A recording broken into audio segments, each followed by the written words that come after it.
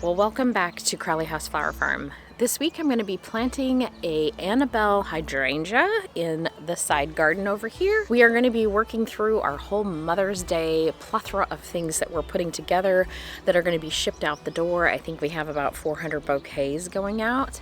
This morning I woke up early before the house and before the farm stand gets open, and I am just working on this little side garden, so I thought I'd take you along and plant that little Annabelle Hydrangea.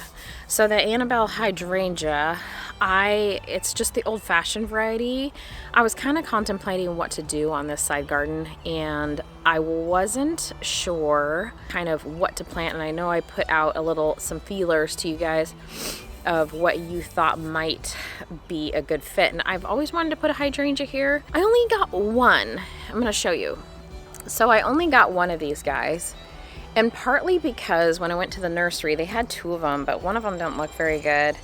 And the other reason is these are pretty easy to take some cuttings off of, and I kind of want to put a hedge of them over in another area. So I thought I would just get one because they are pretty big. I mean, this is 4x4, I think, when they fully mature. They just have the huge, gorgeous, white, big flowers. And as they age, the reason I wanted these is they turn to this limey green, which dry incredibly well. And I love using that in, cut flower or dried arrangements. Like we do the mixed bouquets, but we'll do them dried. And so the hydrangea is going to look really good. So I thought to get one of these that I could propagate off of. And then if I really like it this year, to add in another one. So what I'm thinking is behind me, these two windows, it just needed something to go along here. I'm going to show you. So through here we have some hellebore, a lot of weeds, some mint that we cut on pretty heavily so we keep it under check, and then we have some of the Spanish bluebells.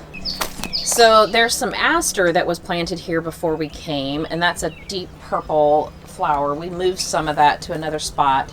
It's a little shady here for it, so it kind of leans.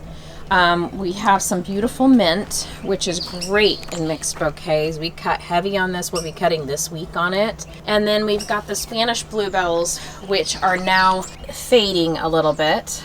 So we got those going, and so they're just kind of wilting down.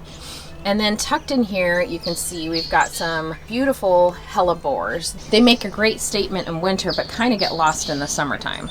So this doesn't look like much, but going through the gate there is going to our dahlia field patch. And we also put some sunflowers out here. It's a little bit messy right now because we pulled up all the landscape fabric and we're getting ready to recycle that. Okay, so here is the dahlia field. It's looking great. We haven't planted yet. We're a little bit wet compared to some people, so we kind of wait for it to get a little bit nicer. But it's had the second till on it. Fluffy goodness, beautiful, excited about that. So last year, Braden and I planted a camellia that did not survive, so I'm gonna pull that out. We have a ton of weeds going. One allium, not sure what that's about. Lots and lots of mint and lots of weeds. You can see them here. Lovely. So my job this morning is to kind of clear out all the weeds and assess again what I want to do here. And I thought just to start with the Annabelle Hydrangea, plant that in and see how that goes this year. I might plant another one, but I'm just going to plant one of them under a window. I do have some other things that are just back in my plethora, my own nursery, personal nursery. I think I have some snowberry back there, little white berries in the winter. Might pop one or two down by where that camellia is. Just gonna, kind of think about it. So I think with any garden like this, when you kind of struggle with it or you don't know kind of how to proceed, to go slowly and just work with it and kind of see in your mind's eye. You kind of have to create it, I guess, with the colors and the textures, because you get too much going on and it looks fussy. And I do like that this garden does sometimes, like, it's got some beautiful hollyhocks that come up and very English garden, I guess, looking, or cottage garden looking. I like that about it. And so I felt like having that old-fashioned Annabelle Hydrangea in there is just that classic look. They're native to the eastern United States, and they do really well in partial shade, and then, or like more, a little bit, it's gonna get a little morning sun and then partial shade in the afternoon, or full shade in the afternoon. So it's just up against the studio. So I think it would just make a really fun splash, and then also it's gonna carry on through a good part of the fall with those colors, and then I'll cut it back a little bit. I probably won't cut it back every year because I do like a smaller bloom head. It's just easier for me to work with. So I think I'll probably cut it back every maybe 2 years, 3 years to just kind of rejuvenate it, or just kind of structure it, I guess, a little bit. So yeah, that's what I'm doing. I love getting out here in the morning and the sun's coming up and the birds and just getting to work. So I thought I would take you along.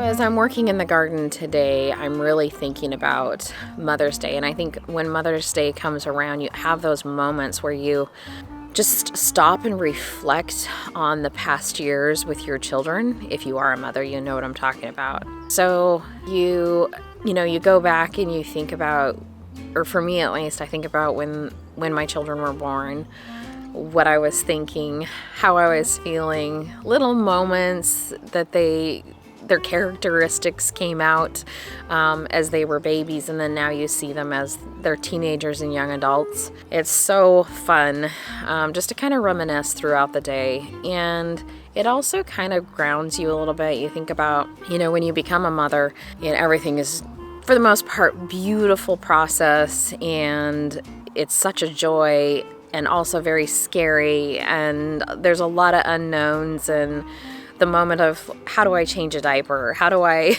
hold the baby? How do I do all these things? I came from a large family, so there was 12 kids in the family, and I was third oldest, so I always had a baby on my hip, but it was so different for me when I had my own child. I had Riley when I was 24, and I remember thinking, oh my goodness, how did my mother do this? How did she do this 12 times? I do believe it gets easier after your third or fourth. And she's said that before. But, your first one is always the hardest, she would say, because everything's so new. And everything was so like, you didn't know, and you didn't have confidence in yourself. When I had Riley, I almost died, and I remember feeling like this is not what it's supposed to be like, because my mom could just have children, and I just thought, in my mind's eye, I thought this was going to be this most romantic, beautiful thing, and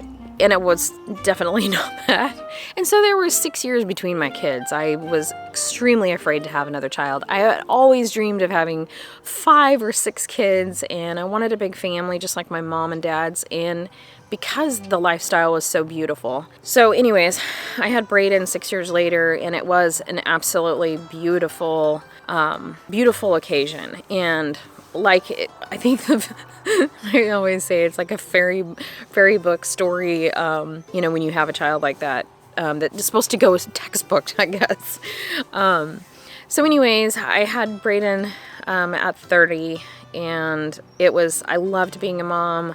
I enjoyed the whole thing, and I felt super, super blessed. Sitting here working on the garden, pulling out all these weeds, kind of reminds me of raising kids a little bit. It's that time where you're like, where your gardens can look beautiful and peaceful and lovely. And then there's times when there's weeds everywhere. It's overwhelming, and you don't know how you're going to get through it, and you persevere and you step in and you do it. Motherhood's kind of like that. There's times where it is beautiful, and there's times that are so trialing, and there's times where you look at yourself and, what did I do wrong? How did I kill the stupid camellia? That's because I didn't water it. But anyways, that's beside the point. So I just kind of reflect back a little bit about my 2 kids. I've been blessed to have both my children. And I remember praying that, I just wanted to be a stay-at-home mom. And I'm so thankful now that I do what I do and able to stay home with my kids. Both my kids still live here, which, God, I feel Like, he blessed me in some ways that I was able to have my children around me as they were young adults. I feel like that's our teenage years, I guess, and young adults. I feel like that's so important, at least with my children, to have them here during that time, or for me to be able to be present and available for them at their teenage and young adult years, because that's when they want to sit on your bed and talk for hours late into the night, or, you know, just have a lot of issues that these weights they're carrying. They're trying to figure out life, and they, you know, don't always know how to do it. And you have to pray for wisdom in the moment, I think, and and sometimes you don't have the answer, but sometimes you do. So anyways, I was just, you know, thinking through how, you know, you always think life is going to be blissful with children, and sometimes there's a lot of trials, there's a lot of growing up that you do. Your wheelhouse expands tremendously from the time when you're, you know, newly married and kind of a selfish person, I think, or at least I was. I don't know. You don't know how you're going to get, you know, it's a struggle to get the dishes done or something like that, or do all the work that you do. And then you have kids, and then you're like, you do it every day, and it just becomes routine, and you're like, what was I complaining about? But anyways, I don't know. I'm just sitting here cleaning my garden, working on it, cleaning up the weeds, and just kind of thinking through being a mother on this beautiful Mother's Day. So anyways, I am truly blessed to have two beautiful children, and I am truly blessed to have a wonderful husband. It's our anniversary this week, or weekend, I should say, on Mother's Day, which is kind of crazy this year. Doing what I do, this farm, this lifestyle, I could not do without him. He's 100% my little cheerleader. Not little. Jason is just always there to just keep me going and keep this farm surviving. Usually it's always something like a water leak or this or that, but he's just always been 100% by my side. And even with like our little book that we put out, he just sits there and just is so excited for me. So anyways, so when I'm weeding a garden like this, I do identify the weeds that we have. And I've been gardening for a while here on this property, so I kind of know what weeds, what the leaf looks like. That is an education all in itself, you guys. And if you know, you know. And when you're a new gardener, I remember just thinking, is this a flower? Is this a weed? You know, when you're seeding, and then you kind of can look up a few things. But I've been doing this for a long time, and now I just kind of have identified what weeds are there, because that is a hard learning curve to just kind of understand what weeds are and what flower leaves look like, because some can look a lot alike. But I go through, and what I do is, because my mind's eye, I don't know, this helps me, and maybe you tell me what helps you find weeds, especially when you have it integrated like I do with, we have some hollyhocks, we have the mint, we have the hellebore, which that's easy to identify. But then I just go through and I just pull one weed, and then I come back and I pull the next type of weed, which, you know, we probably have 4 or 5 different types of weed in here. And this is great because this area is still a little bit damp from spring rains that we had about a week ago. And it's just that perfect time to get, the seedlings are just tender. You can just get in there and just with your hand kind of cultivate that out. So I think I'm going to take a hula hoe now through this, and yeah, because I pulled up the majority, and anything that had a long taproot, I used a shovel for. And it didn't take me very long at all. It's kind of like laundry. You think it's overwhelming, and you kind of put it off. And if you just do it, it's like, wow, that was easy. Well, it's not quite like laundry, but this is a lot more fun. And I tell you, I'm in with the mint, and the mint smells so good this morning. It's so refreshing. It's kind of gives you a spur you on moment when you hit one of those. It's just that aroma is so wonderful. Probably make some iced tea today. It's supposed to be, I think, almost 90, which that's going to be a record high, I think, for us here in the Pacific Northwest. We've hit a lot of those every year in the spring. So I'm going to go grab my hula hoe and get to work.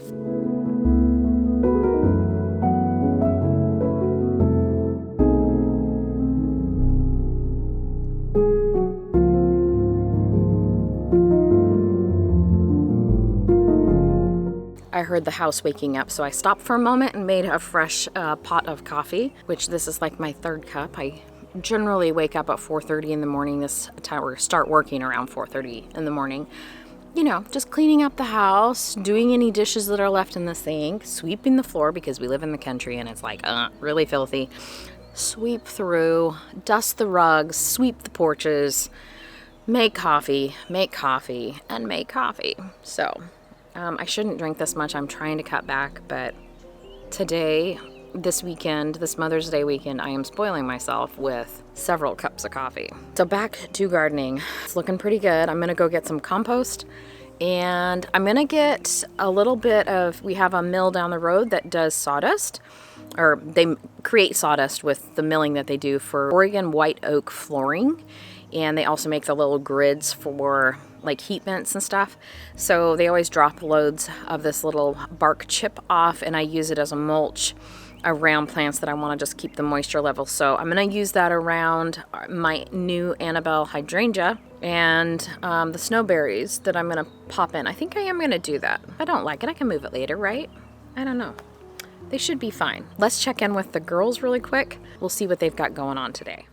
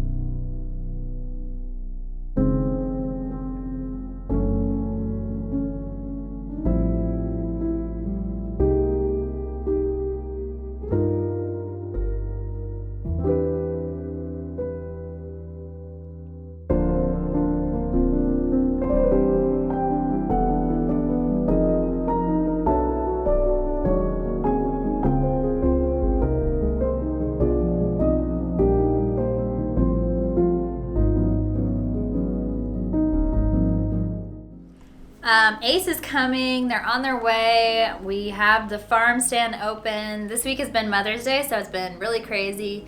But we have a class coming today. It's a mom and me class where moms get to come in and bring one or two of their children and make an arrangement with each other. So we have a flower bar going on that they can choose from. And then we also just have our stand open for the first time today. We're bringing in lots of really beautiful bouquets. And then we just have random businesses like Ace Hardware or other little shops coming in to come pick up their bouquets for this weekend. So a lot of flowers going out, and it's probably one of the biggest or busiest weekends of the year. We also have our hanging baskets. Lots of our hanging baskets are not, they're a little smaller than we wanted, but they're going to get huge. So we packed them full. Hopefully they get super luscious, super big, and we put really cool color combos together. So that's also available.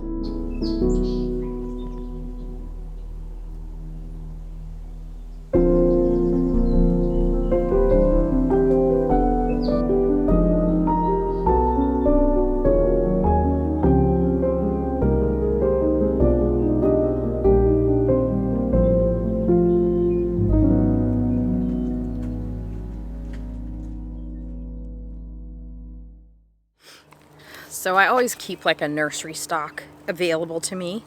These are things that I find at discount, good deals, or things that I just kept through the years. But I got this last year. This is a snowberry, white, kind of a woodland shrub. It's a full sun to part shade. And so I'm just gonna stick that maybe one or two. I think they're gonna do great. They're gonna get some morning sun, but then afternoon shade, and I think they'll like that because we do have these in the woodlands here, and they do fine. So where that camellia was, I decided to go ahead with a giant goat's beard. We see these around as well in the woodlands. So these are deer resistant. So if you're looking for something for a garden that you have a lot of deer, these are kind of fun. They get about 6 feet tall and about 3 feet wide. And so I kind of want to create that secret garden path going through here out to the other dahlia patch.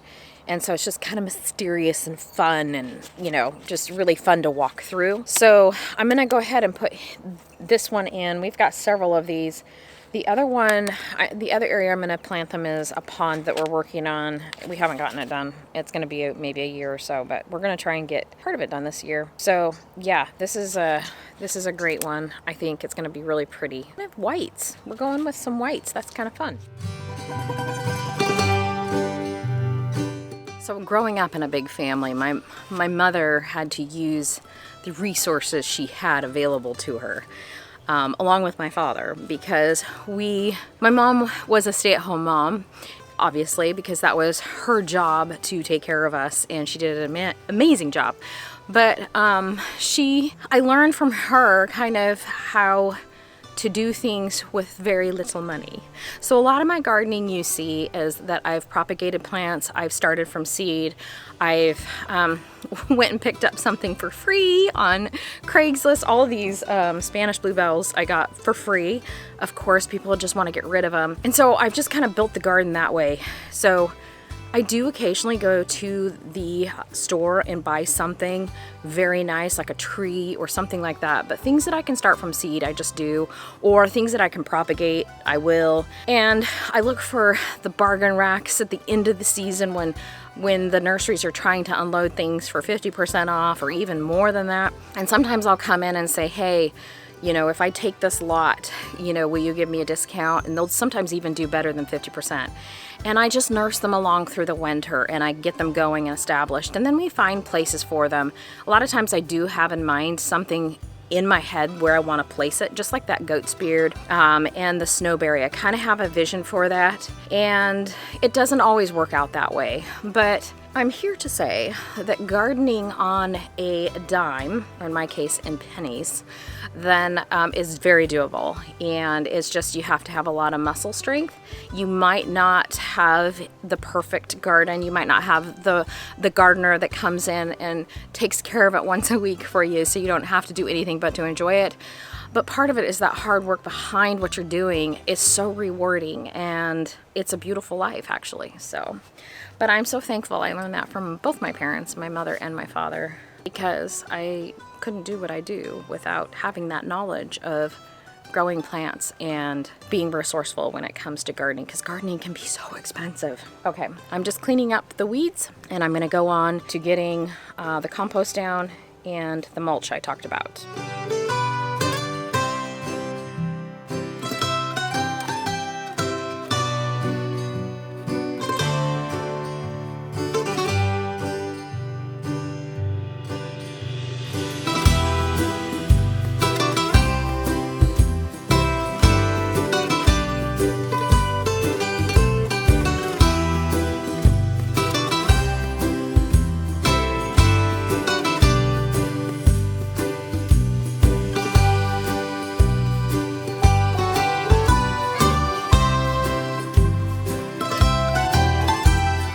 Decided not to put the snowberry in this garden, partly because it is 6 by 6 when fully matured, and I felt like it was going to close it off too much.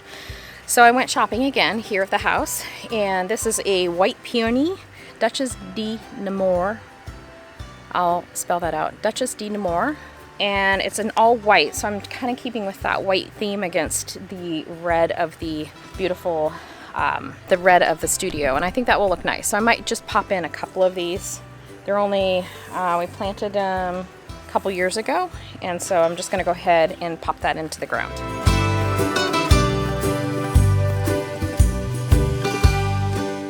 Well, on this beautiful Mother's Day, I hope you enjoyed that video, and let me know what you think of this garden. And what else? Oh, next week, I'm gonna take you along as I'm gonna go check the peony fields, and I thought that you guys might like to come along with me.